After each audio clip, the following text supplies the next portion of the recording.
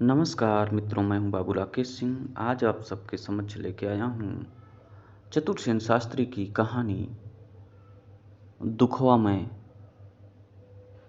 का से कहूँ मोरी सजनी। मित्रों, अगर कहानी पसंद हो तो लाइक करें, सब्सक्राइब करें और शेयर करना न भूलें। धन्यवाद।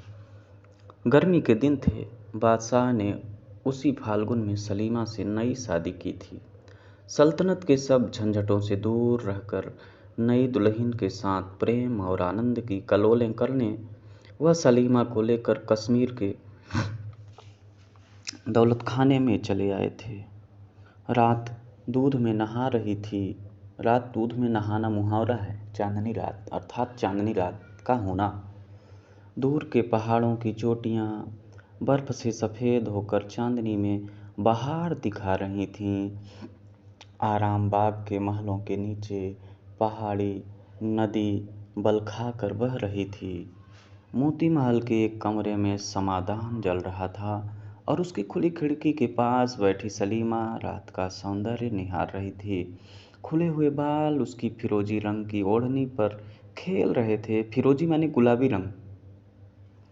चिकन के काम से सजी और मोतियों से गुथी हुई उस फिरोजी रंग की ओढ़नी पर कसी हुई कमसाब की कुर्ती और पन्नों की कमर पेटी पर अंगूर के बराबर बड़े मोतियों की माला झूम रही थी। सलीमा का रंग भी मोती के समान था। उसकी देह की गठन निराली थी। संगमरमर के समान पैरों में जली के काम के जूते पड़े थे, जिन पर 2 हीरे धक धक चमक रहे थे। कमरे में एक कीमती ईरानी कालीन का फर्श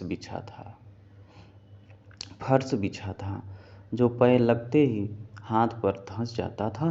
सुगंधित मसालों से बने हुए समाधान जल रहे थे। कमरे में 4 पूरे कद के आईने लगे थे। संगमरमर के आधारों पर सोने चांदी के फूलदानों में ताजे फूलों के गुलदस्ते रखे थे। दीवारों और दरवाजों पर चतुराई से गुंथी हुई नागकेसर और चंपे की मालाएं झूल रही थीं, जिनकी सुगंध से कमरा महक रहा था। कमरे में अनगिनत बहुमूल्य कारीगरों की देश विदेश की वस्तुएं करीने से सजी हुई थीं। बादशाह 2 दिन से शिकार को गए थे। आज इतनी रात हो गई, अभी तक नहीं आए। सलीमा चांदनी में दूर तक आंखें बिछाए सवारों की गर्द देखती रही। गर्द माने भीड़। आखिर उससे न रहा गया। वह खिड़की से उठकर अनमनी सी होकर मसनद पर आ बैठी। उम्र और चिंता की गर्मी जब उससे सहन न हुई, तब उसने अपनी चिकन की ओढ़नी भी उतार फेंकी और आप ही आप झुंझला कर बोली, कुछ भी अच्छा नहीं लगता, अब क्या करूं। इसके बाद उसने पास रखी बीन उठा ली, 2-4 उंगली चलाई, मगर स्वर न मिला। उसने भुनभुना कर कहा, मर्दों की तरह यह भी मेरे बस में नहीं है। सलीमा ने उकता कर उसे रख कर दस्तक दी। एक बांदी दस्त बस्ता हाजिर हुई। बांदी अत्यंत सुंदरी और कमसिन थी। कमसिन माने होता है कमसिन, कम उम्र की सुंदर स्त्री को कमसिन बोलते हैं, जिसकी शादी न हुई हो। कमसिन का मतलब है जो 15 से लेकर 17 वर्ष के बीच में, 19 वर्ष के बीच में हो, उसे कमसिन बोलते हैं। उसके सौंदर्य में एक गहरे विषाद की रेखा और नेत्रों में नैराश्य स्याही थी। उसके पास बैठने का हुक्म देकर सलीमा ने कहा, साकी। साकी माने सखी भी होता है मित्रों। साकी माने शराब भी होता है ना। तुझे बीन अच्छी लगती है या बांसुरी? वादी ने नम्रता से कहा, हुजूर, जिसमें खुश हूँ। सलीमा ने कहा, पर तू किस में खुश है? बांदी ने कंपित स्वर में कहा, सरकार, बांदियों की खुशी ही क्या। क्षण भर सलीमा ने बांदी के मुंह की तरफ देखा। वैसा ही विषाद, निराशा और व्याकुलता का मिश्रण हो रहा था। सलीमा ने कहा, मैं क्या तुझे बांदी की नज़र से देखती हूँ? नहीं, हजरत की तो लौंडी पर खास मेहरबानी है। तब तो इतनी उदास, झिझकी हुई और एकांत में क्यों रहती है? जब से तू नौकर हुई है, ऐसा ही देखती हूँ। अपनी तकलीफ मुझसे तो कह प्यारी साकी। इतना कहकर सलीमा ने उसके पास खिसक कर उसका हाथ पकड़ लिया। बांदी कांप गई पर बोली नहीं। सलीमा ने कहा, कसमिया, तू अपना दर्द मुझसे कह, तू इतनी उदास क्यों रहती है? बांदी ने कंपित स्वर में कहा, हुजूर, क्यों इतनी उदास रहती हैं? सलीमा ने कहा, इधर जहाँ पनाह कुछ कम आने लगे हैं, इससे तबीयत जरा उदास रहती है। बांदी, सरकार, प्यारी चीज़ न मिलने से इंसान को उदासी आ ही जाती है। अमीर और गरीब सभी का दिल तो दिल ही है। सलीमा हंसी। उसने कहा, समझी, अब तू किसी को चाहती है। मुझे उसका नाम बता, उसके साथ तेरी शादी करा दूंगी। साकी का सिर घूम गया। एकाएक उसने बेगम की आंखों से आंख मिलाकर कहा, मैं आपको चाहती हूँ। सलीमा हंसते हंसते लोट हो गई। उस मदमाती हंसी के वेग में उसने बांदी का कंपन नहीं देखा। बांदी ने बंसी लेकर कहा, क्या सुनाऊं? बेगम ने कहा, ठहर, कमरा बहुत गर्म मालूम होता है। इसके तमाम दरवाजे और खिड़कियां खोल दे, चिरागों को बुझा दे, चटखनी चांदनी का लुत्फ उठाने दे और फूल मालाएं मेरे पास रख दे। बांदी उठी। सलीमा बोली, सुन, पहले एक गिलास शरबत दे, बहुत प्यासी हूँ। बांदी ने सोने के गिलास में खुशबूदार शरबत बेगम के सामने ला धरा। बेगम ने कहा, उफ, यह तो बहुत गर्मी है, क्या इसमें गुलाब नहीं दिया? बांदी ने नम्रता से कहा, दिया तो है सरकार। अच्छा, इसमें थोड़ा सा इस्तंबोल और मिला। इस्तंबोल माने मित्रों इलायची। साकी गिलास लेकर दूसरे कमरे में चली गई। इस्तंबोल मिलाया और भी एक चीज़ मिलाई। फिर वह सुवासित मदिरा का पात्र बेगम के सामने ला धरा। एक ही सांस में उसे पीकर बेगम ने कहा, अच्छा, अब सुना, तूने कहा कि मुझे प्यार करती है, सुना कोई प्यार का गाना सुना। इतना कहे और गिलास को गलीचे पर लुढ़का कर मदमाती मसनद पर खुद लुढ़क गई और रस भरे नेत्रों से साकी की ओर देखने लगी। साकी ने बंसी का सुर मिलाकर गाना शुरू किया, दुखवा मैं कासे कहूँ मोरी सजनी। बहुत देर तक साकी की बंसी और कंठध्वनि कमरे में घूम घूम कर रोती रही। धीरे धीरे साकी खुद रोने लगी। सलीमा मदिरा और यौवन के नशे में होकर झूमने लगी। गीत खत्म करके साकी ने देखा, सलीमा बेसुध पड़ी है।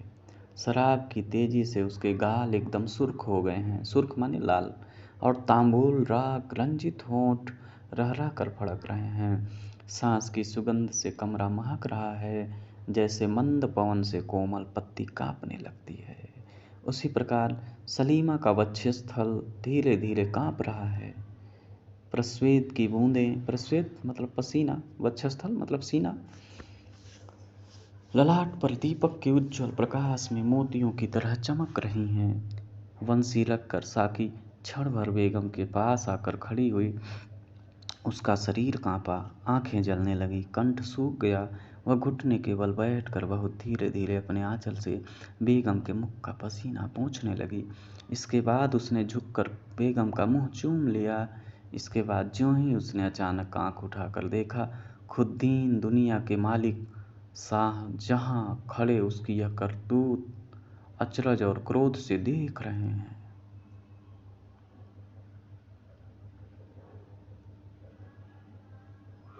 साकी को सांप डस गया।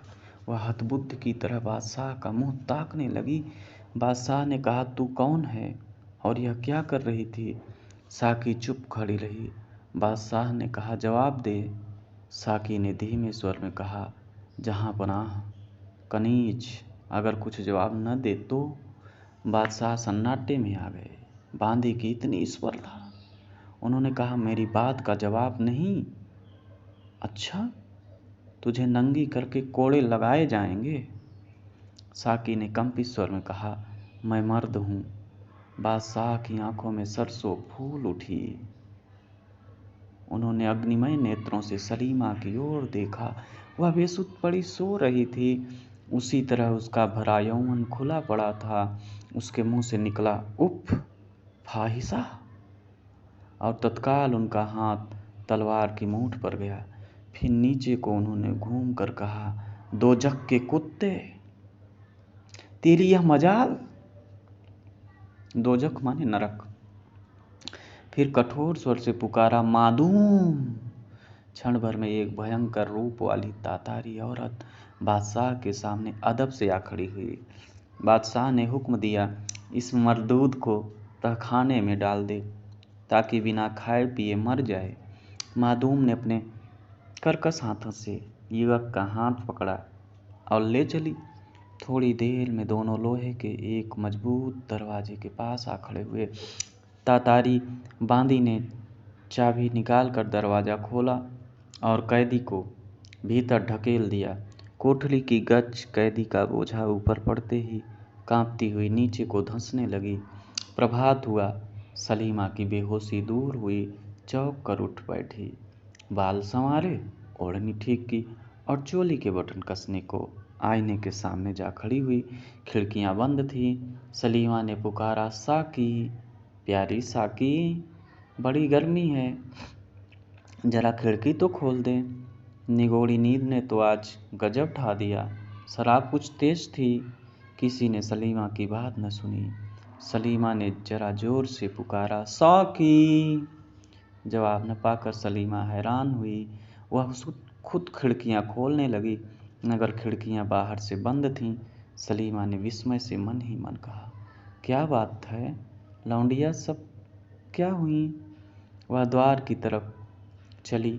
देखा, एक तातारी बांधी नंगी तलवार लिए पहरे पर मुस्तैद खड़ी है। बेगम को देखते ही उसने सिर झुका लिया। सलीमा ने क्रोध से कहा, तुम लोग यहाँ क्यों हो। बादशाह के हुक्म से। क्या बादशाह आ गए। जी हाँ, मुझे इत्तला क्यों नहीं की, हुक्म नहीं था। बादशाह कहाँ हैं। जीनत महल के दौलत खाने पर। सलीमा के मन में अभिमान हुआ। उसने कहा, ठीक है, खूबसूरती की हाट में जिनका कारोबार है, मोहब्बत को क्या समझेंगे। तो अब जीनत महल की किस्मत खुली। तातारी स्त्री चुपचाप खड़ी रही। सलीमा फिर बोली, मेरी साकी कहाँ है। कैद में। क्यों। जहाँ पनाह का हुक्म था। उसका कसूर क्या था, मैं अर्ज नहीं कर सकती। कैद खाने की चाबी मुझे दे, मैं अभी उसे छुड़ाती हूँ। आपको अपने कमरे से बाहर जाने का हुक्म नहीं है। तब क्या मैं भी कैद हूँ। जी हाँ। सलीमा की आंखों में आंसू भर आए। वह लौटकर मनसद पर पड़ गई और फूट फूट कर रोने लगी। कुछ ठहर कर उसने एक खत लिखा, हुजूर, मेरा कसूर माफ़ फरमावें। दिन भर की थकी होने से ऐसी बेसुध सो गई कि हुजूर के इस्तकबाल मतलब स्वागत, हाजिर न रह सकी और मेरी उस प्यारी लौंडी की भी जाबख्शी की जाए। उसने हुजूर के दौलत खाने में लौट आने की इत्तला मुझे वाजबी तौर पर न देकर बेशक भारी कसूर किया है, मगर वह नई कमसिन गरीब और दुखिया है। कनीज सलीमा। चिट्ठी बादशाह के पास भेज दी गई। बादशाह की तबीयत बहुत नासाज थी। नासाज मतलब तबीयत खराब। तमाम हिंदुस्तान के बादशाह की औरत फाहिशा निकले। बादशाह अपनी आंखों से पर पुरुष को उसका मुंह चूमते देख चुके थे। वह गुस्से से तलमला रहे थे और गम गलत करने को अंधाधुंध शराब पी रहे थे।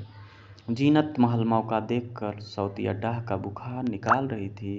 तातारी बांदी को देखकर बादशाह ने आग बबूला होकर कहा, क्या लाई हो। बांदी ने दस्तबस्ता अर्ज की, खुदाबंद, सलीमा बीवी की अर्जी है। बादशाह ने गुस्से से होठ चबाकर कहा, उससे कह दे कि मर जाए।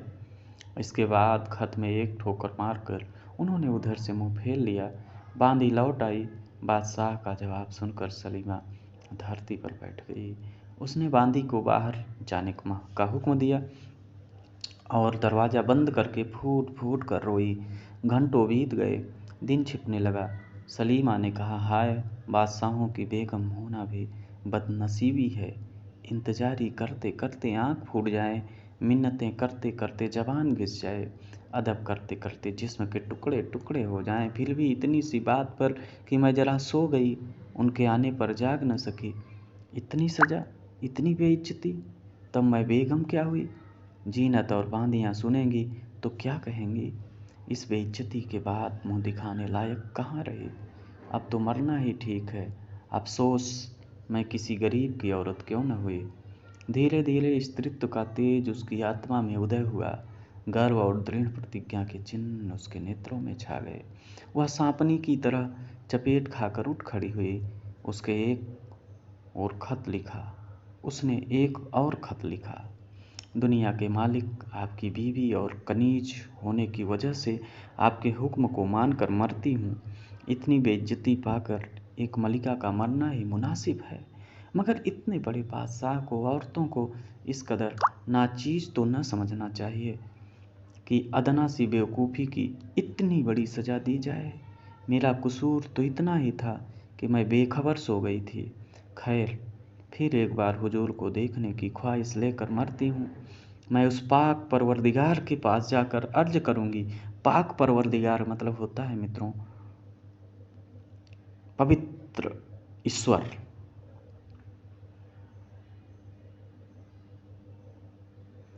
कि वह मेरे शौहर को सलामत रखें। सलीमा। खत को इत्र से सुवासित करके ताजे फूलों के एक गुलदस्ते में इस तरह रख दिया जिससे किसी की उस पर नज़र न पड़ जाए। इसके बाद उसने जवाहर की पेटी से एक बहुमूल्य अंगूठी निकाली और कुछ देर तक आंख गड़ा गड़ा कर उसे देखती रही। फिर उसे चाट गई। बादशाह शाम की हवाखोरी को नजरबाग में टहल रहे थे। 2-3 खोजे घबराए हुए आए और चिट्ठी पेश करके अर्ज की, हुजूर गजब हो गया, सलीमा बीवी ने जहर खा लिया और वह मर रही हैं। क्षण भर में बादशाह ने खत पढ़ लिया। झपटे हुए महल में पहुँचे। प्यारी दुल्हन सलीमा जमीन पर पड़ी है। आंखें ललाट पर चढ़ गई हैं। रंग कोयले के समान हो गया है। बादशाह से रहा न गया। उन्होंने घबरा कर कहा, हकीम को बुलाओ। कई आदमी दौड़े। बादशाह का शब्द सुनकर सलीमा ने उनकी तरफ देखा और धीमे स्वर में कहा, जहे किस्मत।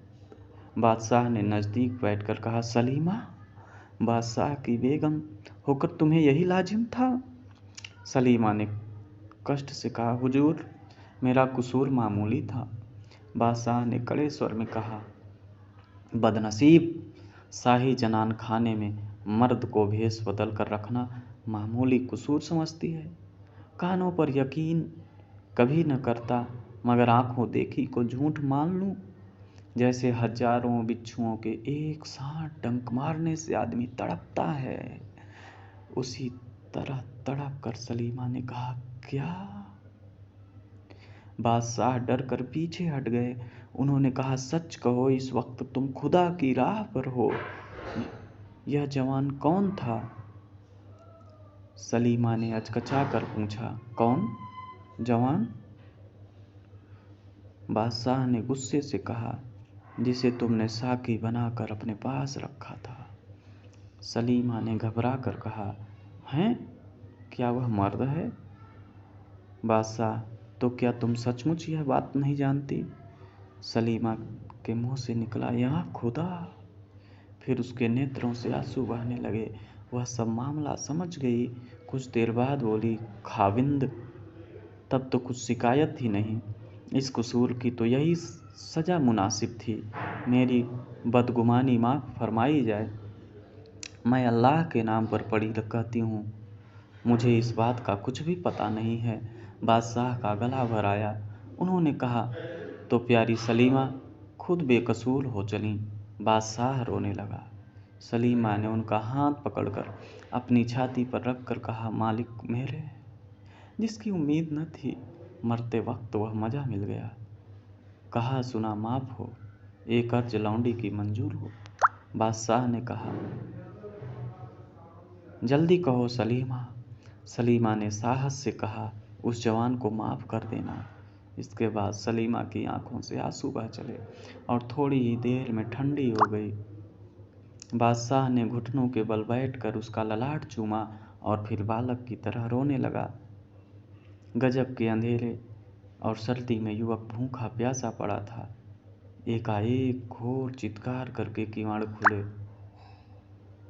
प्रकाश के साथ ही एक गंभीर शब्द तहखाने में भर गया। बदनसीब नौजवान, क्या होश हवास में है? युवक ने तीव्र स्वर से पूछा। कौन?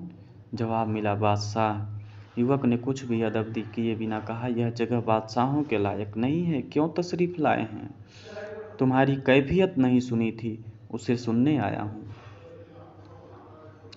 कहते हैं ना, तुम तो हमारी कैफियत पूछो। कैफियत माने होता है मित्रों हाल चाल, मतलब इतिहास से जानकारी लेना, बायोडाटा। कुछ देर चुप रहकर युवक ने कहा, सिर्फ सलीमा को झूठी बदनामी से बचाने के लिए कैफियत देता हूँ। सुनिए, सलीमा जब बच्ची थी मैं उसके बाप का नौकर था, तभी से मैं उसे प्यार करता था। सलीमा भी प्यार करती थी, पर वह बचपन का प्यार था। उम्र होने पर सलीमा पर्दे में रहने लगी और फिर वह शहंशाह की बेगम हुई, मगर मैं उसे भूल न सका। 5 साल तक पागल की तरह भटकता रहा। अंत में भेष बदल कर बांदी की नौकरी कर ली। सिर्फ उसे देखते रहने और खिदमत करके दिन गुजार देने का इरादा था। उस दिन उज्ज्वल चांदनी, सुगंधित पुष्परास, शराब की उत्तेजना और एकांत ने मुझे बेबस कर दिया। उसके बाद मैंने आंचल से उसके मुख का पसीना पूंछा और मुंह चूम लिया। मैं इतना ही खतावार हूँ। सलीमा इसकी बाबत कुछ भी नहीं जानती। बादशाह कुछ देर चुपचाप खड़े रहे। उसके बाद वह दरवाजे बंद किए बिना ही धीरे धीरे चले गए। सलीमा की मृत्यु को 10 दिन बीत गए। बादशाह सलीमा के कमरे में ही दिन रात रहते हैं। सामने नदी के उस पार पेड़ों के झुरमुट में सलीमा की सफ़ेद कब्र बनी है। जिस खिड़की के पास सलीमा बैठी उस दिन रात को बादशाह की प्रतीक्षा कर रही थी, उसी खिड़की में, उसी चौकी पर बैठे हुए बादशाह उसी तरह सलीमा की कब्र दिन रात देखा करते हैं। किसी को पास आने का हुक्म नहीं। जब आधी रात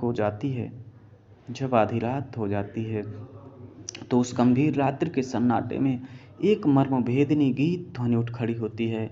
बादशाह साफ साफ सुनते हैं, कोई करुण कोमल स्वर में गा रहा है, दुखवा मैं कासे कहूँ मोर सजनी,